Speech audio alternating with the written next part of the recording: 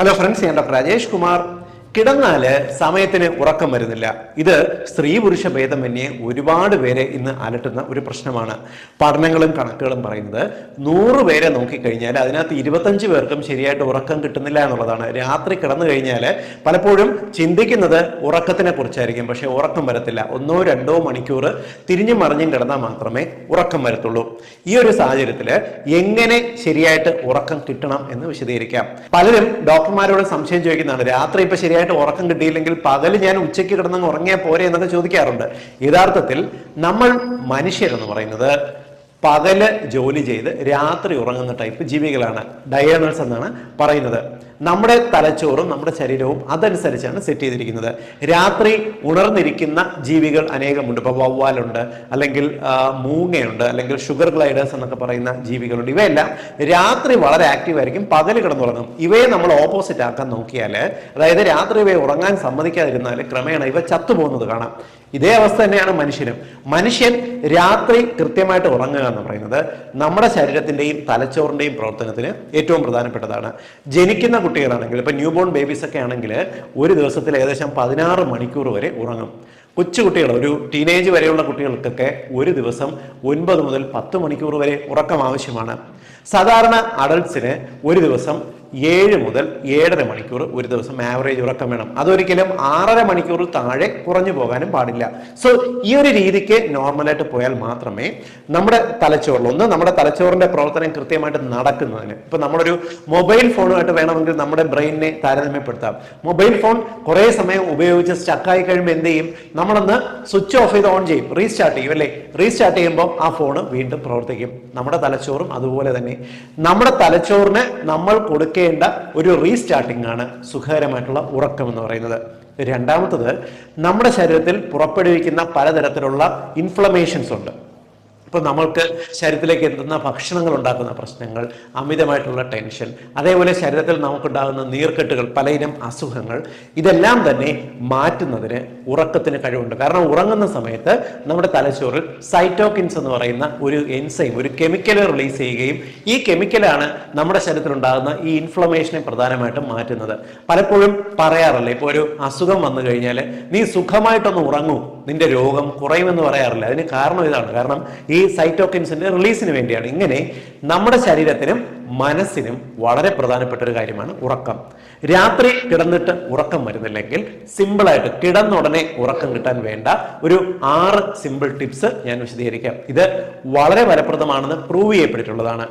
ഒന്നാമത്തത്, നിങ്ങൾക്ക് രാത്രി കിടന്നാൽ ഉടൻ ഉറക്കം വരാത്ത ആൾക്കാരാണെന്നുണ്ടെങ്കിൽ വൈകുന്നേരം നിർബന്ധമായിട്ടും കുറച്ച് വ്യായാമം ചെയ്തിരിക്കുക. കൃത്യമായിട്ട് നിങ്ങളുടെ ശരീരത്തിന് ഒരു ആയാസം, എന്തെങ്കിലും തരത്തിലുള്ള വ്യായാമം, ഒന്നും പറ്റിയില്ലെങ്കിൽ വൈകുന്നേരം ഒന്ന് നടക്കാനെങ്കിലും പോവുക. നമ്മൾ ഇങ്ങനെ ചെയ്തു കഴിഞ്ഞാലുള്ള ഗുണം, നമ്മുടെ തലച്ചോറിൽ എൻഡോർഫിൻസ് എന്ന് പറയുന്ന ചില കെമിക്കൽസ് റിലീസ് ചെയ്യും. ഇത് നമ്മുടെ തലച്ചോറിനെ ഒത്തിരി കൂളാക്കാൻ സഹായിക്കും. പെട്ടെന്ന് തന്നെ ഇത് ഉറക്കം വരാനായിട്ട് സഹായിക്കും. ഇനി രണ്ടാമത്തെ കാര്യം, എല്ലാ ദിവസവും നിങ്ങൾ രാത്രി കിടക്കുന്നതിന് 2 മണിക്കൂർ മുമ്പ് ഭക്ഷണം അവസാനിപ്പിക്കുക.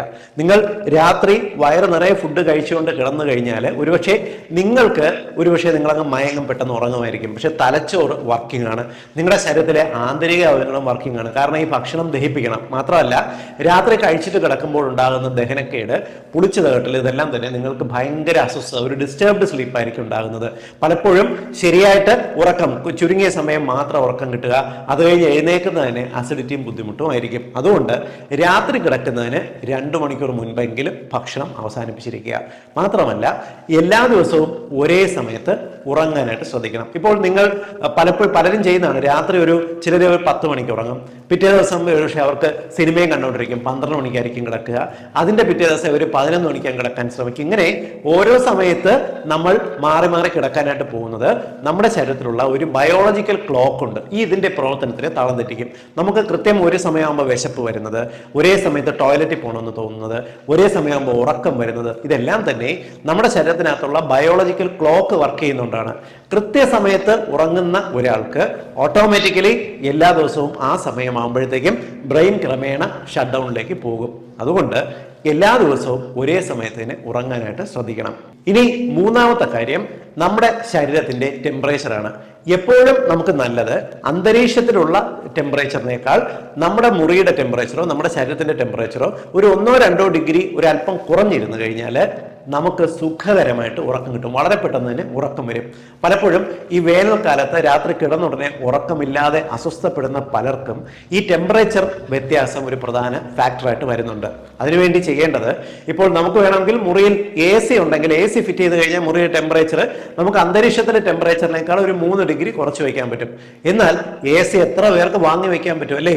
അതിനെ നമുക്ക് സിമ്പിളായിട്ട് ചെയ്യാൻ പറ്റുന്നത്, രാത്രി കിടക്കുന്നതിന് മുമ്പ് നിങ്ങൾ പോയിട്ട് ഒന്ന് മേല് കുളിക്കുക. മേല് കുളിച്ച് കഴിയുമ്പോൾ നമ്മുടെ ശരീരത്തിന്റെ ടെമ്പറേച്ചർ നോർമലി ഉള്ളതിനേക്കാൾ ഒരു 2 ഡിഗ്രി താഴും. നിങ്ങൾ കുളിച്ചിട്ട് ഉടൻ തന്നെ മേല് തുടച്ചിട്ട് നിങ്ങൾ വന്ന് കിടക്കാൻ നോക്കി. ഞാൻ ഈ പറഞ്ഞ കാര്യം കൊച്ചു കുട്ടികൾക്കാണെങ്കിലും വയസ്സായവർക്കാണെങ്കിലും ഒന്ന് ട്രൈ ചെയ്ത് നോക്കാവുന്നതാണ്. വളരെ പെട്ടെന്ന് ഇവർക്ക് ഉറക്കം വരുന്നത് കാണാം. ഇനി അടുത്ത പ്രധാനപ്പെട്ട കാര്യം, രാത്രി കിടക്കുന്നതിന് 1 മണിക്കൂർ മുമ്പെങ്കിലും നിങ്ങളുടെ സെൽഫോൺ ഉപയോഗം ഒഴിവാക്കുക. ഇന്ന് നമ്മുടെ സമൂഹത്തിലുള്ളത് 99% പേരും ചെയ്യുന്നത് അവരുടെ മൊബൈൽ ഫോൺ കൊണ്ടാണ് കിടക്കുന്നത്. രാത്രിയാണ് ഇവർ വാട്സപ്പ് സന്ദേശം നോക്കുന്നതും വാട്സപ്പിലുള്ള കോമഡികൾ കാണുന്നതും അതേപോലെ തന്നെ യൂട്യൂബ് കാണുക, ഫേസ്ബുക്ക് നോക്കുക, ഇതെല്ലാം ചെയ്യുന്നത്. നമ്മുടെ നാട്ടിൽ വീട്ടമ്മമാർക്ക് എല്ലാ ജോലിയും കഴിഞ്ഞ് സമയം കിട്ടുന്നതും ഈ ഒരു സമയത്ത്, കിടക്കുന്ന സമയത്താണ്. നമ്മൾ തുടർച്ചയായിട്ട് ഒരു ലൈറ്റ് വരുന്ന ഒരു സോഴ്സിലേക്ക് നോക്കുമ്പോൾ, അതിപ്പോൾ നമ്മുടെ മുറിയിലെ ലൈറ്റ് തന്നെ ആയിക്കോട്ടെ, ഇല്ലെങ്കിൽ നമ്മുടെ ഈ മൊബൈൽ ഫോണിന്റെ ലൈറ്റ് തന്നെ ആയിക്കോട്ടെ, നമ്മൾ നോക്കിക്കൊണ്ട് കിടക്കുമ്പോൾ നമ്മുടെ കണ്ണുകളും നമ്മുടെ തലച്ചോറും വർക്കിംഗ് ആണ്. നമുക്ക് ഉറങ്ങണം എന്നുണ്ടെങ്കിൽ മെലാറ്റോണിൻ എന്ന് പറയുന്ന ഒരു എൻസൈം നമ്മുടെ തലച്ചോറിൽ ഉണ്ടാവണം. നമ്മൾ ഈ ബ്ലൂ ലൈറ്റിലേക്ക്, പ്രത്യേകിച്ച് നമ്മൾ ഇങ്ങനെ ഒരു ലൈറ്റ് ഉള്ള ഒരു സോഴ്സിലേക്ക് നോക്കി കിടക്കുമ്പോൾ നമ്മുടെ തലച്ചോറിൽ മെലാനിൻ സിന്തസിസ് ഗണ്യമായിട്ട് കുറയും. ഇതും നമുക്ക് ഉറക്കം വരാതിരിക്കുന്നതിന് കാരണമാണ്. പലപ്പോഴും നമുക്ക് ഉറക്കം വരുന്നില്ല എന്ന് പറഞ്ഞ് മൊബൈൽ നോക്കി കിടക്കുമ്പോൾ നമ്മൾ അറിയുന്നില്ല ഈ മൊബൈൽ ഫോണാണ് ഇതിനകത്ത് വില്ലനായിട്ട് വരുന്നതെന്ന്. അതുകൊണ്ട് നിങ്ങൾ കഴിയുന്നത്ര കിടക്കുന്നതിന് 1 മണിക്കൂർ മുൻപെങ്കിലും നിങ്ങൾ മൊബൈൽ ഫോൺ കാണുന്ന രീതി ഒഴിവാക്കുക. മുറിയിലെ ലൈറ്റും ഓഫ് ചെയ്യാൻ ശ്രദ്ധിക്കുക. കിടക്കുമ്പോൾ ലൈറ്റ് ഓഫ് ചെയ്തിട്ട് കിടന്നോളൂ.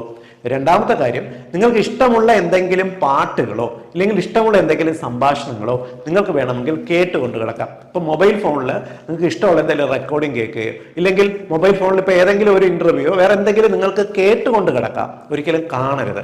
നിങ്ങൾ കേട്ടുകൊണ്ട് കിടക്കുമ്പോൾ ഓട്ടോമാറ്റിക്കലി നിങ്ങളുടെ തലച്ചോറ് അതിലേക്ക് കോൺസെൻട്രേറ്റ് ചെയ്യുകയും നിങ്ങൾ ക്രമേണ ഉറങ്ങി വരികയും ചെയ്യും. എപ്പോഴും ഇമ്പമുള്ള, നിങ്ങൾക്ക് കേൾക്കാൻ ഇഷ്ടമുള്ള ഒരു കാര്യം, ഇപ്പൊ എന്തെങ്കിലും ഒരിടത്ത് തല്ലുകൂടുന്നതോ അങ്ങനെയുള്ള കാര്യങ്ങൾ ഒരിക്കലും കേൾക്കരുത്. ഇഷ്ടമുള്ള കാര്യങ്ങൾ, മനസ്സിനെ കൂളാക്കുന്ന കാര്യങ്ങൾ കേട്ടുകൊണ്ട് നിങ്ങൾ കിടക്കാനായിട്ട് ശ്രമിക്കുക. എളുപ്പം ഉറക്കം വരുന്നത് കാണാം.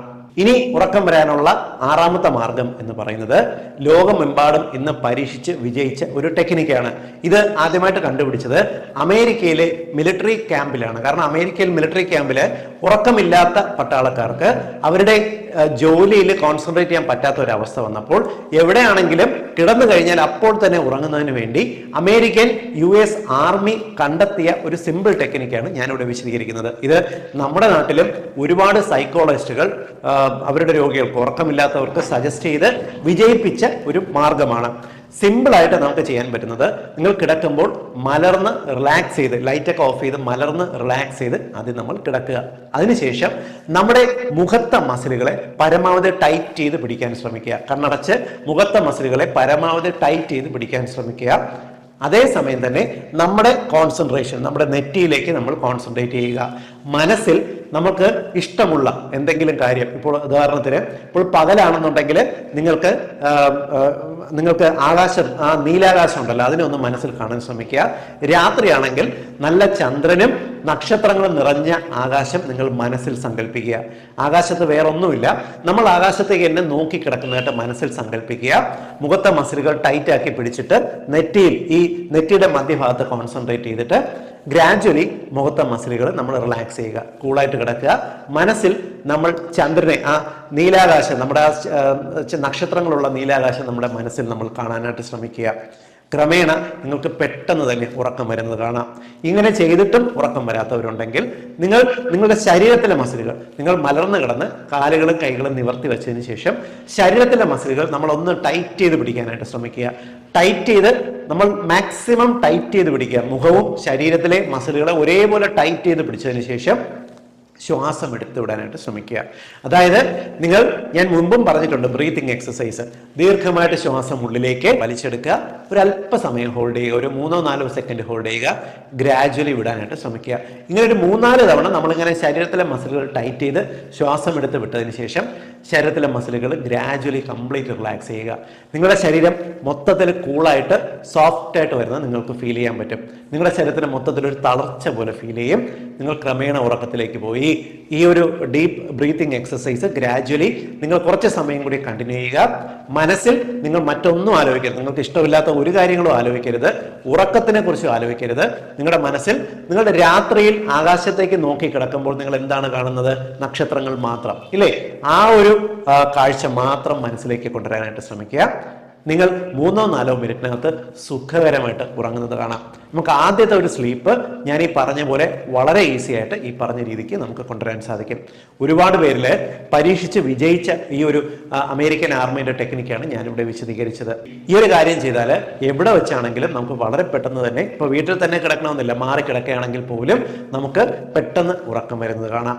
കിടന്നുടനെ ഉറക്കം വരുന്നതിന് വളരെ ഫലപ്രദമായിട്ടുള്ള 6 മാർഗങ്ങളാണ് ഞാനിവിടെ വിശദീകരിച്ചത്. ഇന്ന് സ്ത്രീ പുരുഷ ഭേദമന്യേ ഉറക്കക്കുറവ് അനുഭവിക്കുന്ന ഒരുപാട് പേർക്ക് ഞാൻ ഈ പറഞ്ഞ ഇൻഫർമേഷൻ ഉപകാരപ്പെടുമെന്ന് ഉറപ്പാണ്. അതുകൊണ്ട് തന്നെ എല്ലാ സുഹൃത്തുക്കളുടെയും അറിവിലേക്കായിട്ട് നിങ്ങൾ ഈ ഇൻഫർമേഷൻ ഷെയർ ചെയ്യുക. ഇന്ന് ശാരീരിക അധ്വാനത്തിനേക്കാൾ കൂടുതൽ മാനസിക അധ്വാനിക്കുന്ന, ഈവൻ അതൊരു ടീനേജ് കുട്ടികളായിക്കോട്ടെ, പഠിത്തത്തിനുള്ള അധ്വാനമായിക്കോട്ടെ, ജോലി ചെയ്യുന്നവർക്കും മാനസിക പിരിമുറുക്കമുള്ളവർക്കും ഞാൻ ഈ പറഞ്ഞ ഈ ഇൻഫർമേഷൻ ഒരുപാട് ഉപകാരപ്പെടും എന്ന് ഉറപ്പാണ്. വീണ്ടും മറ്റൊരു അവസരത്തിൽ മറ്റൊരു വിഷയവുമായി കണ്ടുമുട്ടാം.